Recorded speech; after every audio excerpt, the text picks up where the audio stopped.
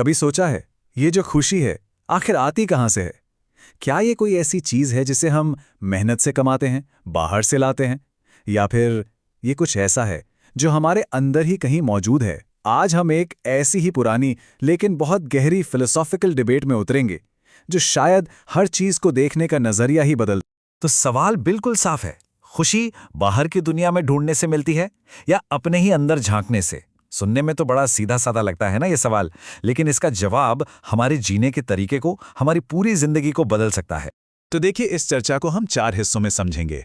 सबसे पहले हम उस केस को देखेंगे जो कहता है कि असली खुशी अंदर है। फिर इस थ्योरी के सामने जो चुनौतियां हैं उन पर गौर करेंगे।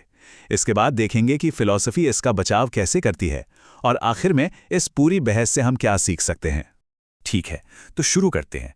सबसे पहले उस दलील को समझते हैं जो कहती है कि सच्ची खुशी का सोर्स, उसका स्रोत हमारे अंदर ही है। ये फिलॉसफी एक बड़े ही सिंपल और खूबसूरत लॉजिक पर टिकी है। एक एक करके समझते हैं।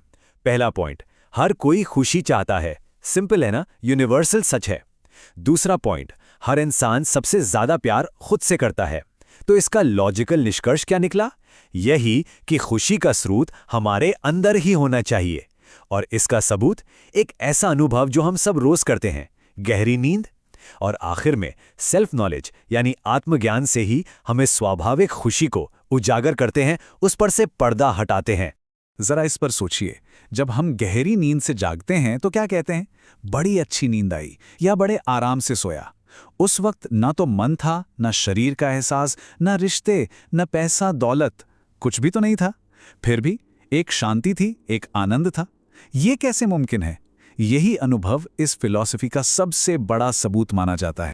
आप जरा ये तुलना देखिए, बड़ी दिलचस्प है। जब हम जाग रहे होते हैं, हमारा मन एक्टिव है, हमारे पास चीजें हैं, लोग हैं, और हम लगातार खुशी के पीछे भाग रहे हैं। लेकिन गहरी नींद में जब ये सब कुछ गायब हो जाता है, तब खुशी वहां होती है। अजीब नहीं है? ये विरोधाभास ही तो है जो हमें ये सोचने पर मजबूर करता है कि हम खुशी के बारे में जो कुछ भी जानते हैं, क्या वो सच है? लेकिन इतना सिंपल नहीं है। कहानी में ट्विस्ट है। चलिए अब इस थियोरी के खिलाफ जो कुछ बड़े जबरदस्त ऑब्जेक्शंस उठाए जाते हैं उनको देखते हैं। ये इस पूरे विचार को चुनौती देते हैं। सबसे पहला और सबसे बड़ा ऑब्जेक्शन सीधा इसकी नींव पर, इसकी बुनियाद पर हमला करता है, यानी वही गहरी नींद वाला तर्क। आलोचकों का कहना है कि यह सबूत उतना ठोस नहीं है जितना लगता है। उनका पॉइंट यह है कि नींद में हमें खुशी का कोई सचेत अनुभव यानी जागते हुए जैसा एहसास नहीं होता। हम तो बस जागने के बाद एक अंदाजा लगाते हैं, एक निष्कर्ष निकालते हैं। वो कहते हैं कि यह खुशी नहीं है, बल्कि दुख का न होना है। दुख की गैर मौजूदगी है, सुख की मौजूदगी नहीं। जैसे एक मरीज जिसे एनेस्थीसिया दिया गया हो, उसे दर्द तो नहीं होता, पर इसका मतलब ये तो नहीं कि वो खुश है। अब आते हैं दूसरे ऑब्जेक्शन पर, और ये बहुत ही व्यावहारिक है, आम जिंदगी से जुड़ा हुआ। ये कहता है कि भाई, हम इस सच को कैसे नज़रअंदाज कर सकते हैं कि बाहर के हालात, हमारी बाहरी परिस्थितियां मायने रखती हैं, और बहुत ज़्यादा मायने रखती हैं। सोचिए, गरीबी, बीमारी, भूख, ये सब असली दुख देते हैं। ये कोई कल्पना नहीं है। जब किसी को खाना, घर, सुरक्षा मिलती है तो उनकी जिंदगी बेहतर होती है। ये हम सब देखते हैं। एक भूखे इंसान का दुख सिर्फ एक मन का वहम या काल्पनिक विचार कैसे हो सकता है? और तीसरा ऑब्जेक्शन शायद सबसे गंभीर है, क्योंकि यह नैतिक और सामाजिक जिम्मेदारी से जुड़ा है। देखिए, अगर दुख सिर्फ मन की बात है, तो फिर दुनिया में जो अन्याय हो रहा है उसके खिलाफ लड़ने का क्या मतलब है? ये फिलॉसफी सामाजिक अन्याय को सही ठहराने का एक जरिया बन सकती है, एक बहाना किसी गरीब को जाकर कहना कि खुशी तो तुम्हारे अंदर है। इससे हम समाज की बुराइयों को, असमानता को नजरअंदाज करने का खतरा उठा रहे हैं। अच्छा, तो ये चुनौतियां काफी मजबूत हैं, मानना पड़ेगा। तो अब आगे बढ़ते हैं और देखते हैं कि अद्वैत वेदांत परंपरा इन आपत्तियों का जवाब कैसे देती है, वह अपने इस पक्ष का बचाव कैसे करती है। देखिए, इन जवाबों को आसानी से समझने के लिए ना एक बहुत ही जरूरी कॉन्सेप्ट को समझना होगा। सत्य के 2 स्तर। पहला है व्यावहारिक सत्य, यानी हमारी रोजमर्रा की दुनिया।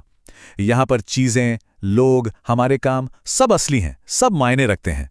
लेकिन फिर एक दूसरा स्तर है जिसे कहते हैं पारमार्थिक सत्य, यानी परम सत्य। यह अंतिम वास्तविकता है जहां सिर्फ एक ही सच है, आत्मा। और इन दोनों स्तरों के बीच का फर्क समझना ही इन सारे ऑब्जेक्शंस को सुलझाने की चाबी है। तो चलिए पहले चैलेंज पर वापस आते हैं कि गहरी नींद में खुशी नहीं, सिर्फ दुख का न होना है। इसका जवाब थोड़ा सूक्ष्म है पर बहुत गहरा।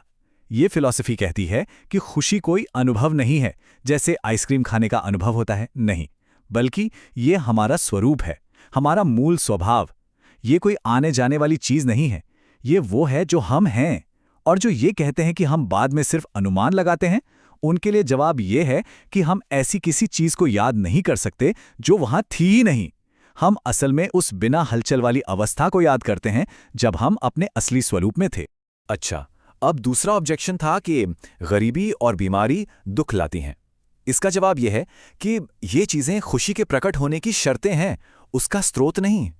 मतलब सूरज तो हमेशा होता है, लेकिन बादलों के पीछे छिप जाता है। बादल सूरज को बनाते या मिटाते नहीं, सिर्फ उसे ढक लेते हैं। वैसे ही गरीबी या बीमारी हमारी असली खुशी पर पर्दा डाल देती हैं, उसके स्रोत को खत्म नहीं करती। खाना और घर खुशी पैदा नहीं करते, वो तो बस खुशी के रास्ते में आने वाली रुकावटों को हटाते हैं। और आखिर में वो सबसे गंभीर नैतिक ऑब्जेक्शन, जवाब है ये एक कैटेगरी एरर है। मतलब आप दो अलग अलग चीजों को मिला रहे हैं। ये बिल्कुल वैसा है जैसे आप क्रिकेट के मैदान पर फुटबॉल के नियम लगाने लगे, दोनों का डोमेन अलग है। अद्वैत फिलॉसफी परम सत्य और हमारी व्यवहारिक दुनिया की जिम्मेदारियों को अलग अलग रखती है।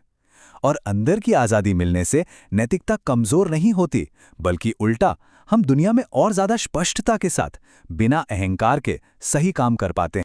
इसी बात को ना पंचदशी की एक छोटी सी कहानी से समझते हैं, बड़ी कमाल की है। एक संदेशवाहक को दो तीर्थयात्रियों की खबर देने भेजा जाता है, लेकिन उससे एक गलती हो जाती है। वो उनकी पहचान आपस में बदल देता है और इस गलती का नतीजा एक अजीब सी स्थिति बन जाती है। जिस परिवार का बेटा असल में मर चुका था, वो इस गलत खबर पर जश्न मनाने लगते हैं कि वो जिंदा है, और जिसका बेटा बिल्कुल ठीक ठाक था, वो इस गलत खबर पर मातम मनाने लगते हैं कि वो मर गया है। सोचिए, उनकी खुशी और उनका गम असलियत पर आधारित नहीं था, बल्कि सिर्फ एक मान्यता पर, एक गलत जानकारी पर आधारित था। और ये कहानी इस फिलॉसफी के केंद्रीय विचार को, इसके सबसे अहम पॉइंट को बिल्कुल साफ कर देती है। हमारा दुख घटनाओं से नहीं, बल्कि उन घटनाओं की गलत समझ से पैदा होता है। तो इस पूरी दार्शनिक बहस के बाद हम इससे क्या सीख सकते हैं? विचारों की ये प्राचीन लड़ाई हमें आज क्या सिखाती है? देखिए, आखिरी बात यह है, दुख की जड़ अस्थायी चीजों से जुड़ जाना है। खुशी कोई ऐसी चीज नहीं जिसे हम बनाते हैं, पैदा करते हैं। ये तो पहले से ही है, बस उस पर से पर्दा हटाना है, उसे उजागर करना है। और असली आज़ादी, सच्ची स्वतंत्रता ये महसूस करने में है कि हम पहले से ही पूर्ण हैं। एक ऐसी सच्चाई जो बाहर के हालात से बिल्कुल आज़ाद है। और आखिर में ये पूरी चर्चा हमें एक बड़े सवाल के साथ छोड़ जाती है। असली आज़ादी क्या है? वो सब कुछ पा लेना जो हम चाहते हैं, या फिर कुछ चाहने की ज़रूरत से ही आज़ाद हो जाना?